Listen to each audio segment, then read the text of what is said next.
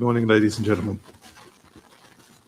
I wish to first acknowledge all of those who have been welcomed before, but I want to particularly extend greetings to the directors and members of Pride TNT who have brought this conference together today. It's a tribute to their courage and commitment, and I wish them success in the future with their future work. It, of course, gives me great pleasure to be here today. The Australian Government is pleased to be able to support the conference together with the High Commission and other sponsors, the UK High Commission and other sponsors. Human rights is an integral element of the Australian Government's foreign policy and has been for many years. An important part of that has been advocacy for equal rights and an end to violence and discrimination against lesbian, gay, bisexual, transgender and intersex persons. Of course, we do this in a variety of ways. We have participated in multilateral coordination bodies focused on LGBTI human rights and increasingly inclusive development in such areas as, or with such groups as the UN LGBTI Core Group, the Equal Rights Coalition, a diplomatic network of 40 countries that share information on the protection of LGBTI human rights and on country situations. We are also an advocate for LGBTI rights with bilateral partners and in multilateral forums. The forums include organizations like the UN Human Rights Council and its mechanism, the Universal Periodic Review process, and in the UN General Assembly Third Committee. We have strongly supported the mandate of the independent expert on protection against violence and discrimination based on sexual orientation and gender identity. We co-sponsored the Human Rights Council resolution in 2016 to establish this mandate, and in 2019 we again voted to extend it. Of course, the focus of today's conference, or the theme of today's conference, is investing in diversity. So I really want to talk about what the Australian Department of Foreign Affairs and Trade, the organisation which I represent here, or which is the organisation which engages in with the rest of the world on behalf of the Australian Government, what we're doing to promote diversity and inclusion. It's important that we reflect in our own organisation this diversity, because not least so we can be an effective spokesperson to the rest of the world on behalf of the Australian population. And we always remember that 6% of our own workforce identifies as LGBTI. Diversity and promotion are integral, as I've said, to advancing Australia's national interests, to driving innovation and reflecting Australian values of fairness and equality. To deliver on this commitment and to support our LGBTI employees, we work with our employees' LGBTI network in collaboration with other diversity and inclusion groups. We have identified diversity champions at senior executive levels whose role and function is to speak up for LGBTI groups or LGBTI people and make sure their voices are heard as policies, personnel policies and other policies are being formulated within the organisation. We provide training and education on LGBTI inclusion to all of our staff members, and we ensure human resources policies and practices are inclusive through consultation and dialogue with LGBTI groups and with other members of the organisation. It is important that as we do this, we're also outward facing and we work with broader national approaches on these issues. DFAT, the Department of Foreign Affairs and Trade, is a member of the Diversity Council of Australia, an independent not-for-profit body leading diversity and inclusion in the workplace. We're also members of Pride in Diversity, a national not-for-profit employer support program for LGBTI workplace inclusion. DFAT also participates annually in the Australian Workplace Equality Index, Australia's national benchmark on LGBTI workplace inclusion. And we undertake external advocacy within Australia as well, including supporting those members of our staff who participate in Australia's own version of Carnival, Sydney's Gay and Lesbian Mardi Gras, which happens every year in March. And I'm pleased to say that after a pause for the coronavirus pandemic, it will resume this March past.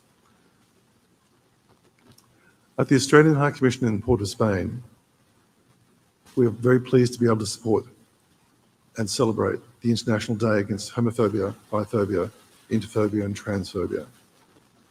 We're privileged to have the opportunity to support Pride TT with live streaming of this conference to ensure that the message on diversity and inclusion from this conference is disseminated and amplified through our networks in this region. I want to also encourage those present today to pass by the High Commission office, which is located in Herbert Street in Newtown, over the next 3 evenings, as we're illuminating the office building in rainbow colours in celebration of Eid Hobbit. Australia and the High Commission in Port of Spain recognise that human rights are universal, indivisible, and interdependent. In the workplace, inclusion is about creating an environment in which everyone can bring their whole selves and be valued for the contribution that they make, not despite individual differences, but because of them. We want to play a role in building this environment and advancing diversity and inclusion.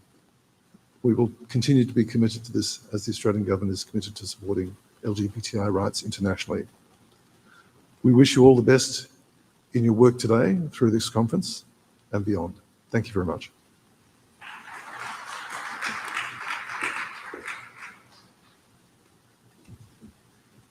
Thank you, Excellency. And Pride TT would also like to extend a special thank you to the High Commissioner of Australia and the peoples of Australia for their generous contribution and support for today's events.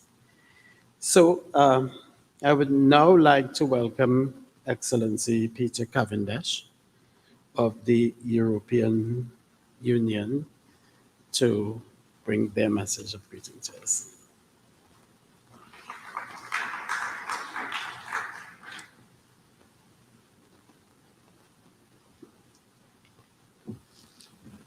Thank you very much for having me here today.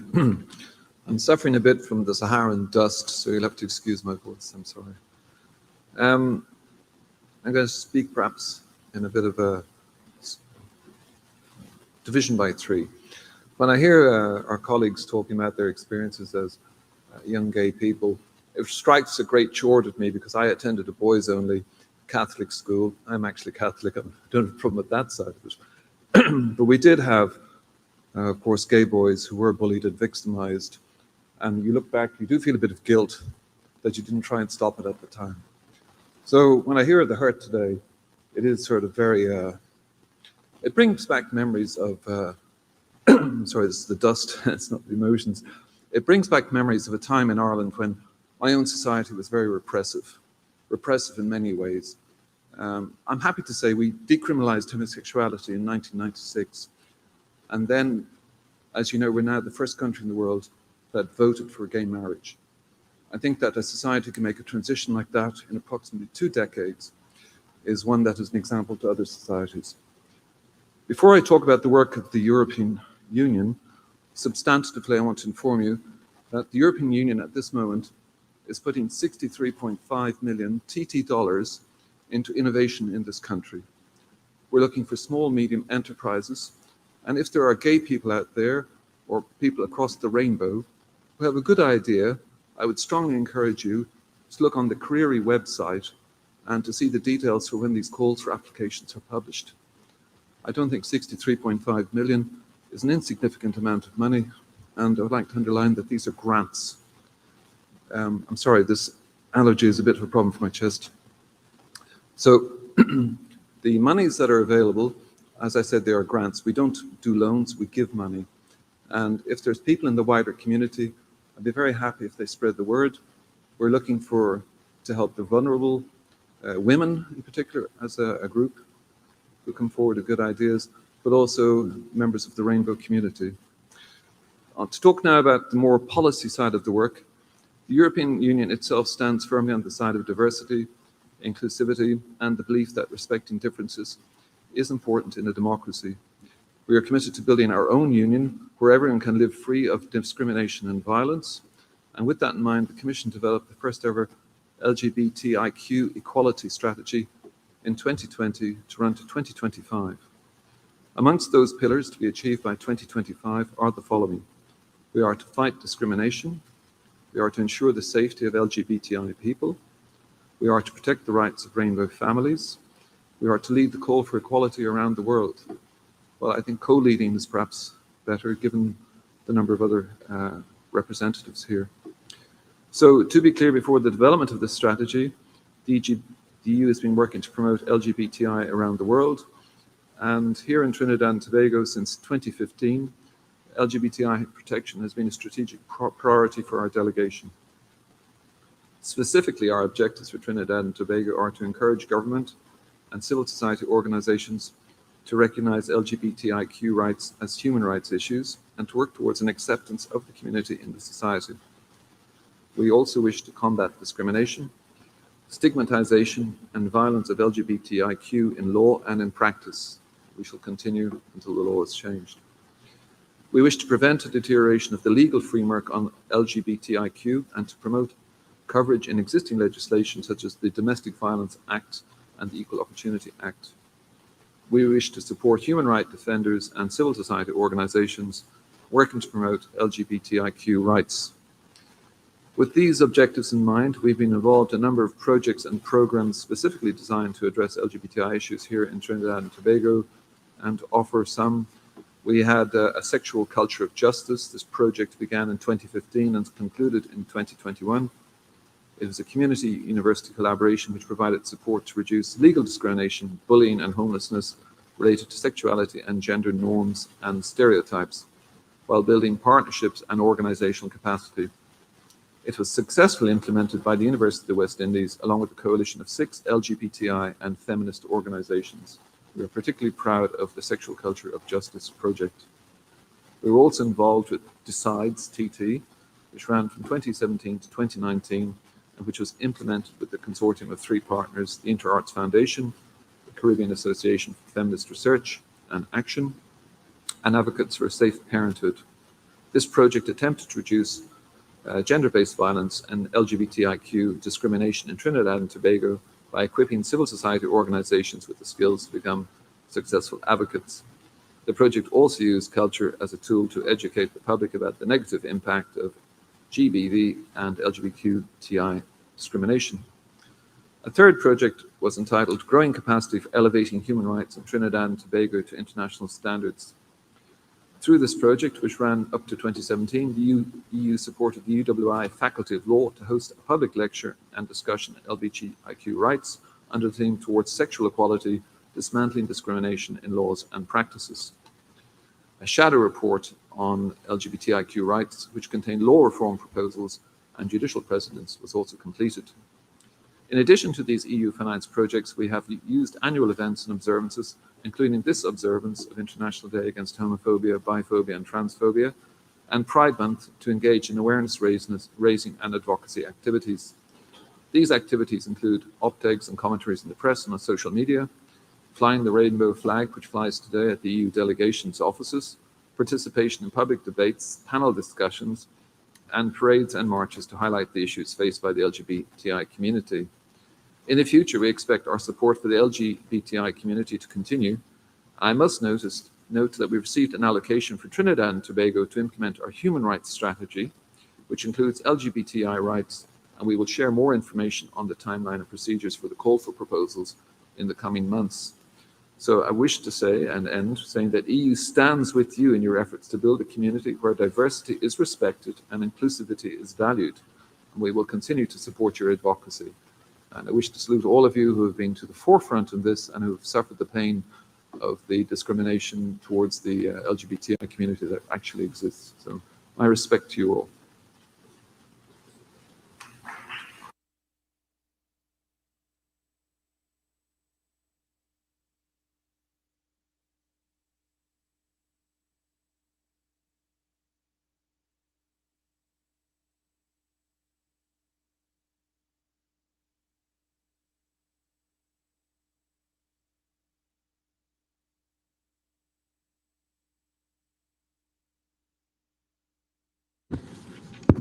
Thank you very much. So it seems I broke the mic and they had to change it. Thank you very much, Excellency. Once again, one of the things that I heard for me from his message, in addition to all of the support that the European Union has been giving to us, it's money, money, money, money. So I hope that the NGOs that are present here accept the invitation to send proposals in, and I'm sure Pride TT will be one of those to be sending a proposal in. So I would like to now welcome from the High Commission of Canada, Mr. Andrew Majaraj, Chargé d'Affaires, to bring us his message. Thank you.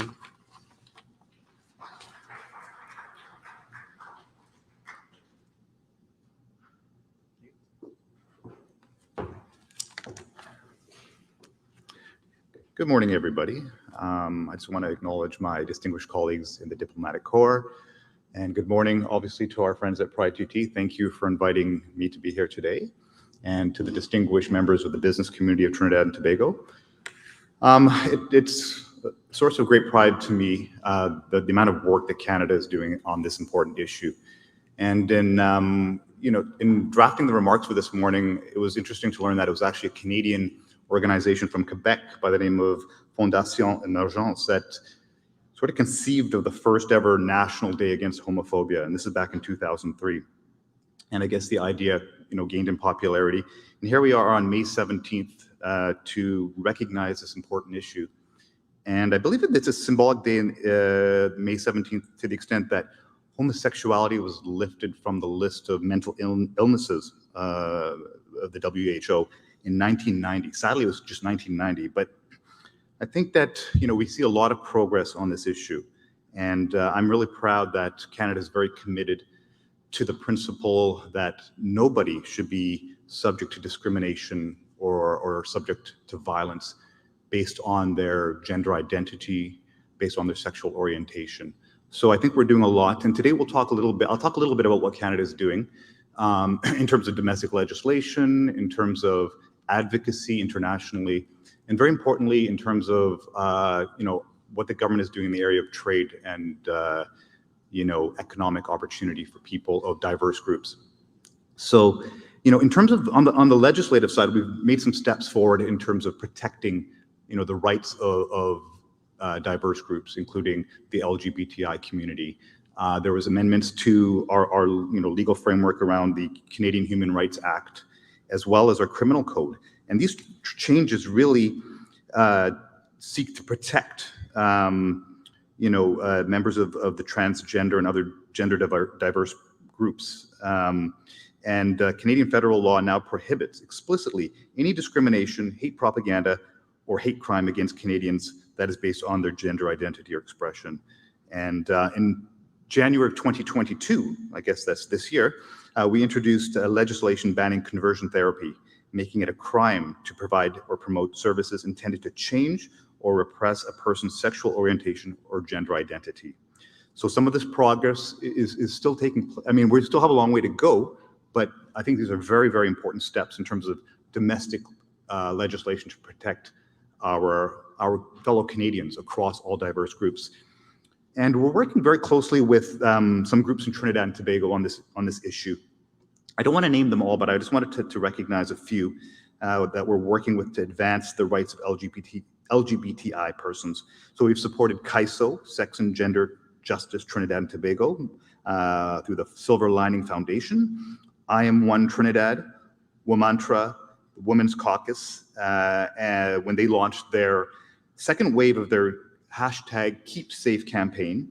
And we also, in the area of film and arts and culture, we have partnered with the Trinidad and Tobago Film Festival to promote the screening of a Canadian documentary entitled Two Soft Things, Two Hard Things. This is a film which deals with LGBTI and Indigenous issues. So let me just shift and talk a little bit about what we're doing in the trade sector. When I joined the department, and I'm a trade officer, I'm chargé d'affaires, but trade is really my focus. And when I joined the department, there was not a lot of talk about diversity and inclusion in that space. It was very much about economic, benefits to Canadians and all Canadians. It wasn't, I would say, non-inclusive, but it wasn't explicitly inclusive. And that has changed rapidly in the last 10, 15 years. And we're doing a lot, I think, to walk the talk in this area. So in terms of free trade agreements, for example, we have infused gender chapters in our free trade agreements. In our agreement with Chile, for example, we have a gender chapter. In our renewed FTA with Israel, we have a gender chapter. And we're doing similar things with Mercosur and the Pacific Alliance in ongoing negotiations. So we're making inclusivity an important part of our economic prosperity agenda, and very concretely. And I won't get into what these chapters actually achieve, but I think it's an important recognition that prosperity and economic prosperity for Canadians is for all Canadians, for our Indigenous people, for women and men, and for our LGBTI people, communities. So it's truly inclusive. I just want to jump back to my notes because I think that I missed a chance to quote our Prime Minister, and I think I will do that right now. Our Prime Minister said, "Everyone deserves to live free of stigma, persecution, and discrimination, no matter who they are or whom they love." So I think our government is really, like I said, walking the talk in this area. In our department, we are putting a lot of funds towards supporting women, Indigenous, and LGBTI groups, businesses. And I think it was said earlier by our friends at Pride TT that, the community is not just the LGBTI community. They're the business community, right? They're some of the most talented people in our companies, and it's just smart. It's not only the right thing to do; it's a smart thing to do to leverage talent across all groups, all of our diverse groups, and so we have funds dedicated to being more explicit in promoting opportunities for LGBTI businesses, women businesses, Indigenous businesses, and it really is paying off. So we are doing specific trade missions, and there's a couple I can refer to. In 2021, we had a LGBTI virtual business delegation to Colombia, and we're doing a couple of LGBTI-owned business delegations to the US, one around the National Gay and Lesbian Chamber of Commerce International Business and Leadership Conference, and another one called Queer Eye for B2B Supply event in Seattle. So we've also established in 2003 in Canada, a LGBTI Chamber of Commerce. And they're there not just to support, by the way, the LGBTI businesses, all businesses, to help them to become more aware and sensitive to their employees and their customers who are part of these diverse communities. So, in preparing this, my colleagues reached out to the chamber to get some best practices that maybe for the business community could consider. And, so I'll try to share some of that quickly. I don't want to take too much time, but there are some best practices that I think are worth going through. So one of the things that they reiterated is that diverse, well-developed supply chains can help companies reduce cost, can enhance innovation, and successfully integrate acquired businesses and to reach new markets. So ultimately, there is a strong business case for leveraging businesses owned by LGBTI and other diverse communities in larger organizational supply chains.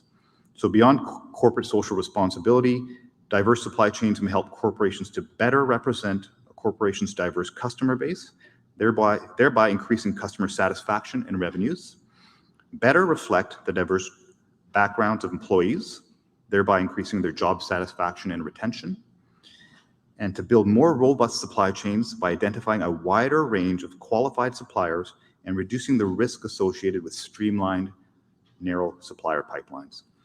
So I guess the bottom line is that diversity is good for business and makes good business sense. And we all benefit from an inclusive business environment, and companies that embrace diversity generate greater innovation, creative thinking, and better overall revenue performance. I will close here, but I just want to take a moment to, again, thank all of you for coming today. And just to reiterate our commitment really to working with groups in Trinidad to continue to promote this very important issue. Like I said, we're on our own journey in Canada towards getting where we need to be. And as I said, this is not just about corporate social responsibility. This is about good economic policy. We all want to live in a more diverse and inclusive society. That's the world that we want our children to grow up in. And we're also, in terms of our businesses and our government policymakers that are looking at economic issues, we want our children to have, prosperity, economic prosperity. And we really need to infuse, it's a bit of a re-inculcation, but we really need to come to understand that this is really good policy, that this is about tapping into all the potential that exists within all of our diverse communities. So I'll leave it at that, and I thank you all for listening, and have a good rest of the day. Thank you.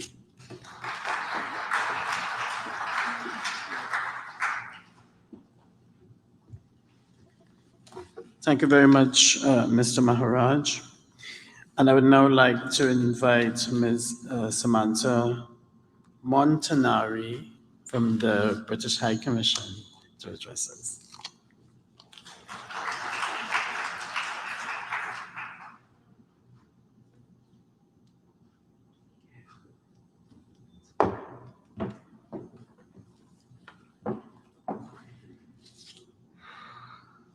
All protocols being observed. Good morning, everyone. And can I first start by saying thank you to Rudy for sharing your personal experience and reminding us of the difference that each one of us can make. So it's a pleasure to be here this morning to mark International Day Against Homophobia, Biphobia and Transphobia, and to support this important conference hosted by Pride TT, focusing on diversity as an asset in investment. Diversity and inclusion is integral to the work of the British High Commission in Trinidad and Tobago. We embrace it and strive for diversity and inclusion in our workplace, and it's a key priority for the UK as a champion for the protection and promotion of rights of LGBT+ people. Today, in High Commissions and embassies around the world, we're flying the rainbow flag with pride. Some missions are lighting up their buildings, and others are engaging in a myriad of activities to create public awareness and to deliver projects to improve the lives of the LGBT community. Our network of over 280 diplomatic missions all work to monitor and raise awareness of human rights issues, and through diplomatic lobbying, we seek to influence and support countries toward greater equality. The UK has engaged in long-standing international collaboration on this issue. This includes our work as current co-chairs of the Equal Rights Coalition and the European LGBTI Focal Points Network. The UK has also been supporting work to safeguard and consolidate hard-won progress in the fight towards LGBT+ equality across the Commonwealth by building capacity of the Commonwealth Equality Network members. The UK is focusing our work with our global friends and partners in 4 key areas. We want to tackle violence and discrimination because it's an imperative that no one should live in fear because of who they are. We want to advance legal protections by accelerating progress on legislative reform and creating improved conditions for greater equality globally. We know that 71 jurisdictions around the world criminalize consensual same-sex acts. Of these, 35 are in the Commonwealth, and 11 of these retain the death penalty. Many more states repress LGBT people from living their lives openly, even without such laws. We also want to ensure inclusive access to public services, including in relation to health programs where discriminatory policies are damaging the delivery of essential healthcare. And finally, we want to make the economic and business case for inclusion. We will identify best practice to strengthen advocacy and to support businesses to take up the mantle of change. This includes supporting conferences like this one, which creates a space for an exchange of ideas which can ultimately influence policy. It also includes ensuring that international standards on LGBT+ inclusive practices are upheld. There is good evidence that countries that are more inclusive are wealthier. Last year, data from a study by Virgin Atlantic and Open for Business, the launch of which was part funded by the British High Commission, revealed that LGBT+ discrimination in 12 English-speaking Caribbean countries, including Trinidad and Tobago, equated to between 1.5 and 4.2 billion US dollars in lost revenue.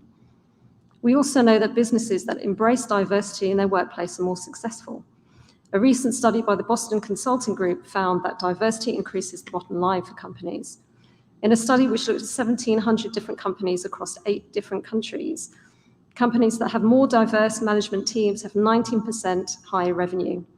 It is for this reason we're proud to also be supporting CAISO's toolkit for model workplace policy, which speaks directly to inclusion. We believe that LGBT rights are fundamental human rights, and the UK is committed to championing these rights internationally and supporting those who defend them. We urge the international community to eradicate discrimination, including based on sexual orientation and gender identity, and to promote diversity. We urge countries to decriminalise consensual same-sex relations and to introduce legislation that protects LGBT+ people from all forms of discrimination.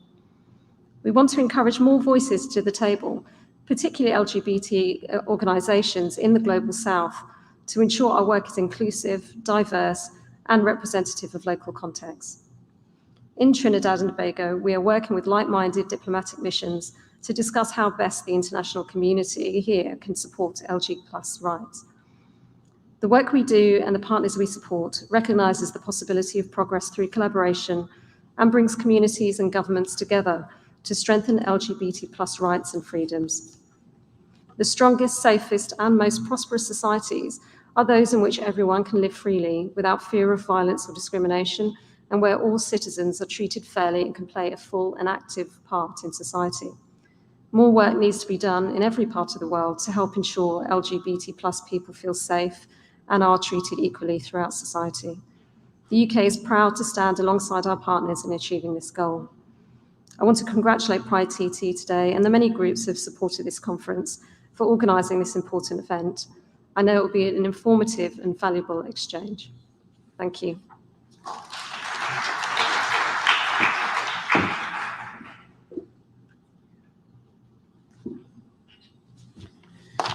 Thank you very much, Ms. Montanari. I would now like to invite Ms. Megan Salmon Kelly, who is the Deputy Chief of Mission to the United States Embassy.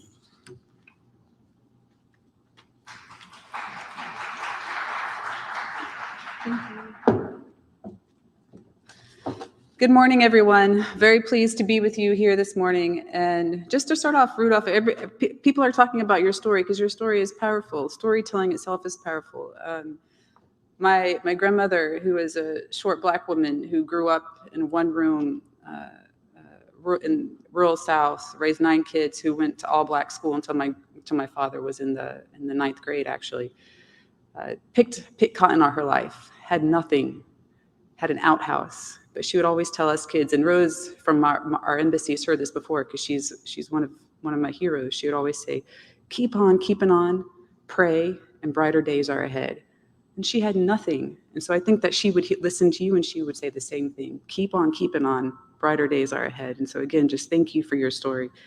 And thank you for the invitation today. And like many of my colleagues from the diplomatic community, I'll echo many of the same things that you've said and go over some of the steps that the United States is taking on this front. And the United States has long aspired to protect and promote the human rights and fundamental freedoms of all persons, including lesbian, gay, bisexual, transgender, queer, and intersex persons. And to be sure, we have encountered challenges and setbacks along the way, and our work is not yet complete.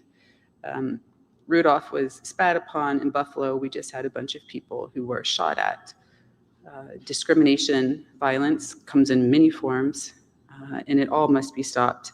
And it's something that we are very clear about in the United States, is that it's still a struggle. It's always been a struggle, and we still have got much work to do. In the past 2 years especially, there have been hundreds of anti-transgender and homophobic laws passed by specific states, by specific countries, and many of them are targeted at children, at transgender children, at least in the United States. And as a mother of 4, this is particularly personal for me, as when I think about what those parents and what those children must go through. In efforts to criminalize supportive medical care for transgender kids, to ban children from playing sports, from outlawing discussing of these issues in schools, undermines their humanity and robs them of inclusion in society. And studies have shown that these attacks are damaging to the mental health and the well-being of transgender youth, putting children and families at greater risk of discrimination and violence, and of course, bullying. And ending this kind of hatred and violence requires action from all of us, including those of us gathered here today in Port of Spain. And it requires that we be allies and understand that diversity is an asset to our societies, that even if we don't walk what certain people are going through, we can help them walk as they go through it. And the Biden-Harris administration is doing its part.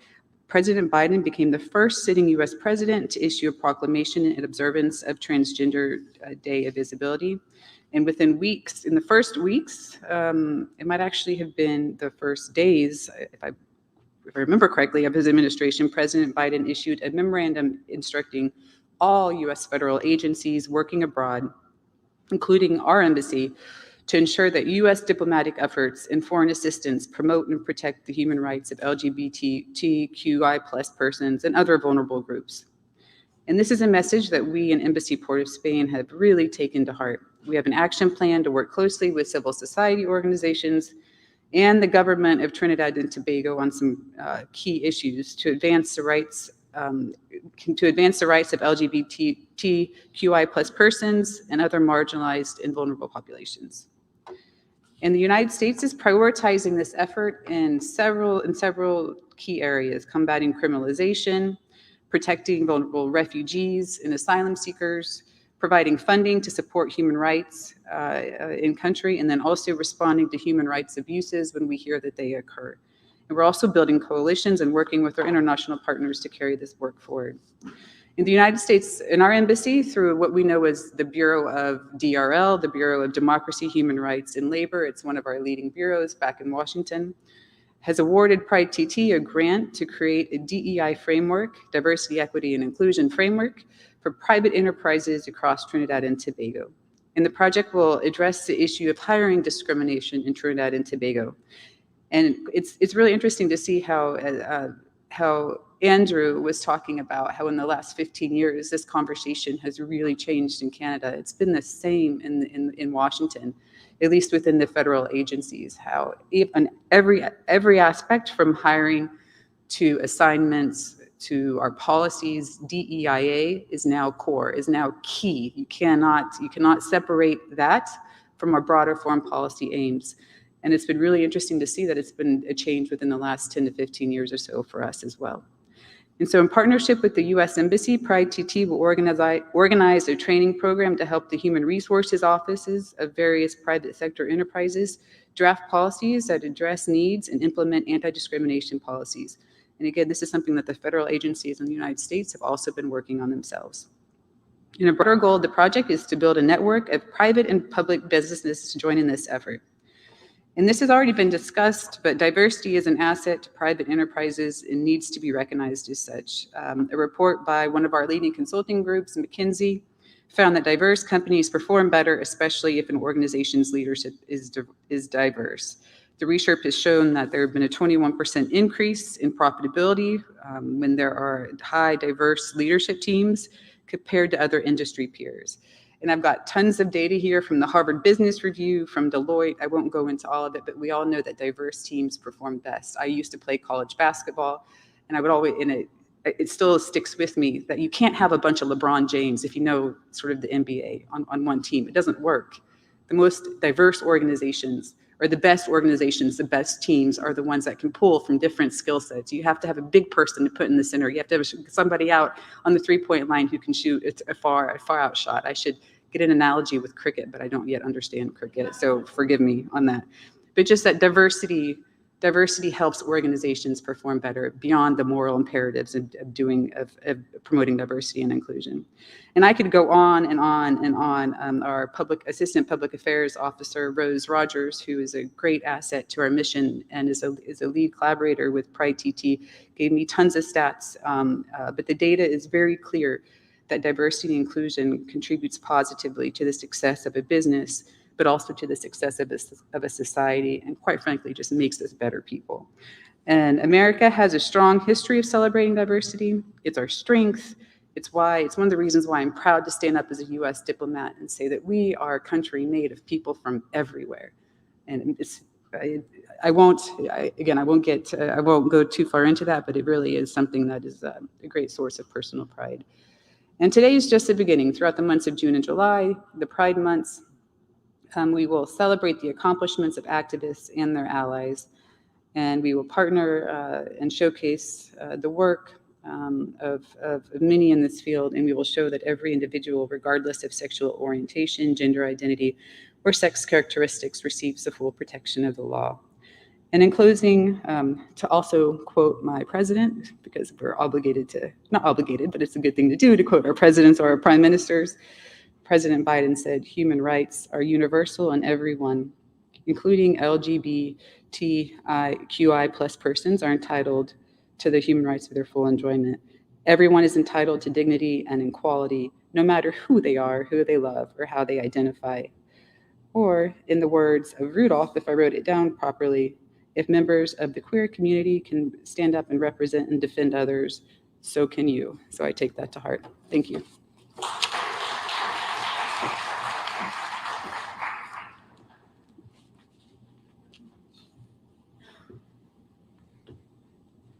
Thank you very much, Ms. Kelly. And I would now like to welcome el señor Víctor Valitiera Perez de Mexico to address us. Correction. I believe that Flavio Gonzalez will address us on his behalf. Bienvenido, Flavio.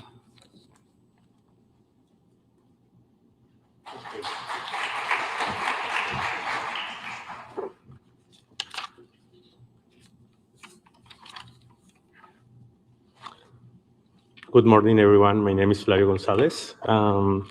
For Mexico, it's a pleasure to be here. I'm very thankful for the team of Pride TT for inviting us, and for our colleagues for your remarks about this important day for us. And it's important to say that Mexico is a leader in Latin American and Caribbean countries for promote the human rights. Mexico maintains a foreign policy aiming at the promotion and the protection of the human rights that supports the elimination of discrimination for any reason, including sexual orientation and gender identity. In the universal system, in the multilateral system, Mexican state is part of the core group of the countries that consider in the United Nations General Assembly and in the United Nations Human Rights Council, while in the inter-American system like OES American States. The objectives of this core group is to encourage the promotion and the protection of the human rights of the lesbian, gay, bisexual, and transsexual community worldwide. The number 2 of the objectives of these core groups is the creation of the space for dialogue, like the exchange of new practices among the related delegations. The 3rd objective of this core group that Mexico is part is coordinate the position and action areas. So, Mexico promotes the principles of the good faith and international cooperation in these human rights protection. So, Mexico requires that these core groups that Mexico is part must be guided by the principle of co-responsibility. So, in this way, the Mexican state reiterates that the cooperation between the states, not only for the states, including the non-governmental organization and other actors like a social community, works in favor of the LGBT plus community. So what we are doing in Mexico for promote the human rights for the LGBT plus community. In first step, in the institutional level of Minister of Foreign Affairs Marcelo Ebrard signing an official letter that contains an instruction to make the necessary adjustment to the consular procedures so that all the people, regardless of sex, can get married at Mexican consular offices around the world. Reaffirm, all consular offices around the world will be able to celebrate the marriage of people that are the same sex. This act was established as a part of the celebration at like this day, in the May 17 of 2019. So, likewise, action has been undertaken to guarantee the workspace free of discrimination based on the gender identity and expression. For example, we have in the government of Mexico the guide to guarantee the right on no discrimination based on gender identity and expression to do whose work in the Ministry of Foreign Affairs. The guide presented establishes that all restrooms located in their central offices, delegations, and foreign Mexican missions around the world must be include an entrance notice visible to the general public indicated that the people have the right to use the restroom that reflects their gender identity. Within this guide, it's also stipulated that all persons have the following rights. Number one, to be called by the name and with the pronouns that they choose, like she, her, he, him. Two, to access to the facility of the Ministry of Foreign Affairs, even when their identification documents do not reflect their identity or gender and expression. Number three, not to be discriminated against to their gender expression or identity in the selection, admission, training, discipline, benefits, and employment condition in the Ministry of Foreign Affairs of Mexico. This is, for example, one tip for the Human Resources Department on the companies. Third, to work environment free of discrimination and violence.